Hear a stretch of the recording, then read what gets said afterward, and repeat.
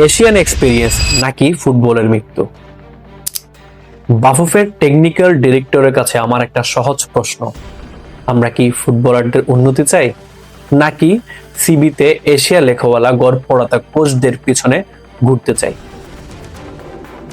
Chris Coleman এবং Rosario মিকেলের মতো high profile কোচরা যখন আমাদের বাংলাদেশের কোচ হতে চায় তখন এশিয়ান এক্সপিরিয়েন্স নেই এই অজুহাতে কি স্রেফ অযোগ্যতা ঢেকে দেওয়ার চেষ্টা নয়? একটু ভেবে দেখুন তো আমরা কাদের নিয়ে কথা বলছি। ক্রিস কোলম্যান, যিনি ওয়েলসকে 2016 সালের ইউরোতে সেমিফাইনালে নিয়ে গিয়েছিলেন, যার অধীনে খেলেছিল গ্রেট বেলের মতো বিশ্বমানের ফুটবলাররা, এবং প্রিমিয়ার লিগ লা লিগার মতো অভিজ্ঞতা সম্পন্ন একজন কোচ, এবং রোজারিও মিকেল, যার অধীনে ব্রাজিল অলিম্পিক গোল্ড জিতেছিল ফুটবলে। নেইমারকে কোচিং করানো এই মানুষটি জানে আধুনিক ফুটবল কাকে বলে, অথচ আমাদের টেকনিক্যাল ডিরেক্টর বলছেন ওয়ার্ল্ড ফেমাস হলে হবে না, এশিয়ান অভিজ্ঞতা লাগবে। ভাই, আধুনিক ফুটবলের ট্যাকটিক্স কি এশিয়ায় এসে বদলে যায়? ফুটবল কি এখানে উল্টো দিকে খেলা হয়? আসুন একটু লজিক নিয়ে কথা বলি।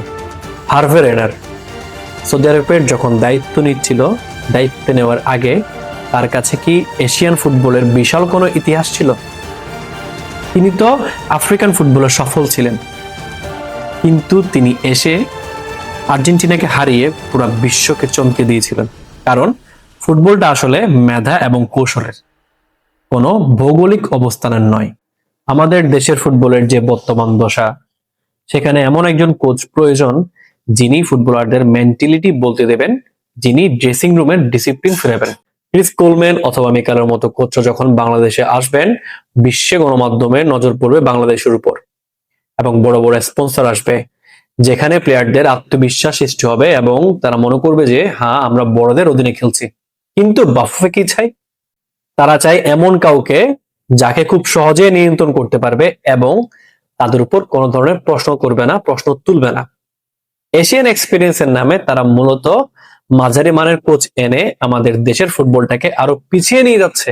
বাফুফের ডিরেক্টর সাহেবকে বলতে চাই, ফুটবলের উন্নতি গ্রাউন্ড হয়, তথাকথিত রিজনাল এক্সপিরিয়েন্সও নয়।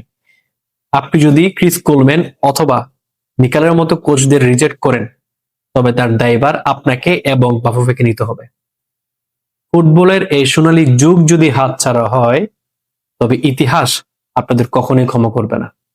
আপনারা কি মনে করেন, এশিয়ান এক্সপিরিয়েন্সের অজুহাতে বড় মানের কোচদের ফিরিয়ে দেওয়া কি সঠিক সিদ্ধান্ত? কমেন্টে জানান এবং এই ভিডিওটা শেয়ার করে বাফুফে পর্যন্ত পৌঁছিয়ে দিন। ফুটবল নিয়ে এর রং তামাশা বন্ধ হওয়া দরকার।